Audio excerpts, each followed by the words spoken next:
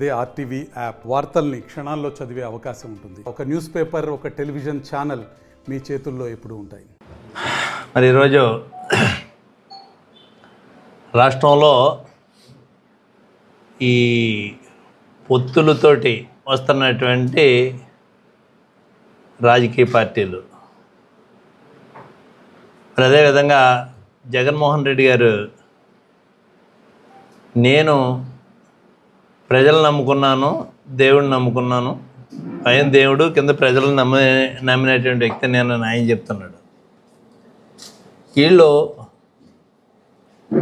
మరి ప్రజలతోటి మాకు సంబంధం లేదు, ఈ పొత్తులతోటి వెళ్ళాలనేటువంటిది వీళ్ళ అభిప్రాయం. అంటే ప్రజలు ఎవరి పక్షాన ఉన్నారు అనేటువంటిది ఒక 2 నెలలు ఎలాగ తేలుతుంది. కానీ ఈ లోపల ఏదో భూమి ఈనిందా, ఆకాశం చిల్లిపడిందా, ఇవన్నీని ఒకప్పుడు ఎన్టీ రామారావు డైలాగ్స్ ఇవి. ఆయన పార్టీ పెట్టినటువంటి రోజుల్లో ఆ విధంగా వచ్చేవారు జనం ఆ విధంగా వచ్చేవారు. ఆయన మాట్లాడేటువంటి విధానం కూడా ఆ సినిమా స్టైల్లో ఆ విధంగా ఉండేది. మరి కలగన్నావేమో నువ్వు అవన్నీ పట్టుకొచ్చి ఇక్కడ పార్టీ అంటే సిద్ధం అనేటువంటి పదంతో జగన్మోహన్ రెడ్డి గారు ఎన్నికలకి ముందుకు వచ్చినప్పుడు ఏ విధంగా ప్రజలు వస్తున్నారు అనేటువంటిది మనం చూస్తున్నాం.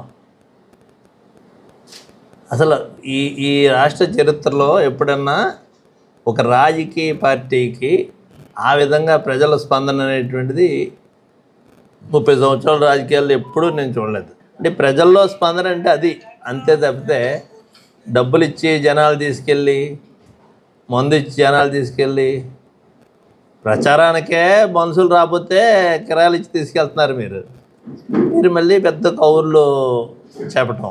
జగన్మోహన్ రెడ్డి మీద ప్రజల్లో చాలా వ్యతిరేకత ఉంది అని చెప్తున్నారు.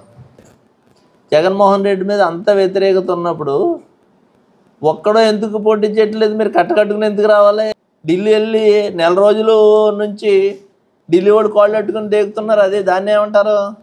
రాబోయేటువంటి ప్రభుత్వం వైఎస్ఆర్ ప్రభుత్వం, జగన్మోహన్ రెడ్డి ముఖ్యమంత్రి, మెండపేటలో కూడా వైసీపీ జెండా ఎగురుతుంది. మాట్లాడుతూ జూలు దులిపాను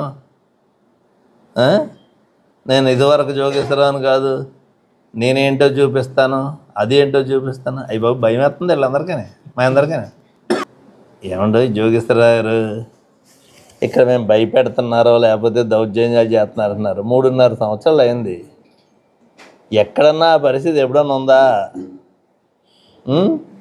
ఎక్కడన్నా వ్యాపారం చేసుకోవడానికి ఎంత ప్రశాంతంగా చేసుకుంటున్నారో అక్కడ రామచంద్రపురంలో కానీ ఇక్కడ కానీ మేము వచ్చిన తర్వాత.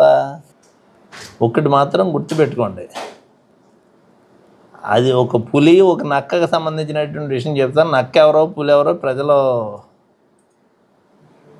అర్థం చేసుకుంటారు. మరిన్ని వీడియోస్ కోసం ఛానల్ ని సబ్స్క్రైబ్ చేయండి. లేటెస్ట్ అప్డేట్స్ కోసం వాట్సాప్ ఛానల్ ని ఫాలో చేయండి. అండ్ లింక్ డిస్క్రిప్షన్ లో ఉంది.